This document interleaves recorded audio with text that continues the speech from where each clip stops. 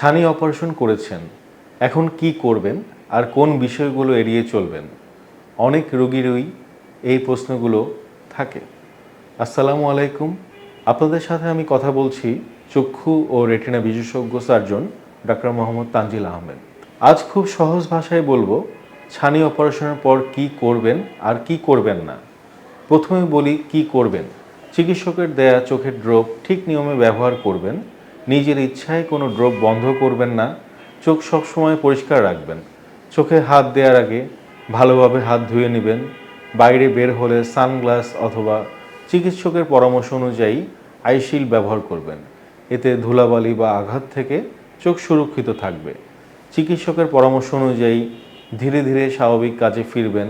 সাধারণত টিভি দেখা, মোবাইল ব্যবহার বা বই পড়া এগুলো করা যাবে, তবে প্রথম কয়েকদিন একটানা অনেকক্ষণ না করাই ভালো।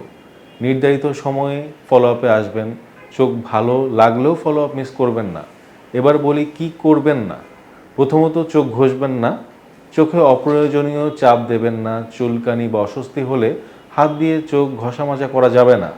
প্রথম কয়েক সপ্তাহ ভারী ওজন তোলা, অতিরিক্ত ঝুঁকে কাজ করা অথবা কঠোর শারীরিক পরিশ্রম এড়িয়ে চলুন। চোখে ধুলাবালি, অপরিষ্কার পানি, সাবান বা শ্যাম্পু যতটা সম্ভব লাগতে দেবেন না। গোছলের সময় সতর্ক থাকবেন। নিজের ইচ্ছামতো কোনো ওষুধ বা চোখের ড্রপ ব্যবহার করবেন না। অন্যের পরামর্শে ওষুধ খাওয়া থেকে বিরত থাকুন। আর সবচেয়ে গুরুত্বপূর্ণ বিষয়ে, যদি হঠাৎ চোখে তীব্র ব্যথা, দৃষ্টি ঝাপসা হয়ে যাওয়া, অতিরিক্ত লাল হয়ে যাওয়া, পুজ বা অতিরিক্ত পানি পড়া অথবা দৃষ্টিশক্তি কমে যাওয়ার মতো কোনো লক্ষণ দেখা দেয়, তাহলে অপেক্ষা করবেন না, দ্রুতই আপনার চক্ষু সার্জনের সাথে যোগাযোগ করুন। মনে রাখবেন, ছানি অপারেশন বর্তমানে অত্যন্ত সফল এবং নিরাপদ একটি চিকিৎসা। তবে ভালো ফলাফল পেতে অপারেশনের পরের নিয়মগুলো ঠিকমতো মেনে চলা অত্যন্ত গুরুত্বপূর্ণ। তাই সচেতন থাকুন, সুস্থ থাকুন। ধন্যবাদ সবাইকে।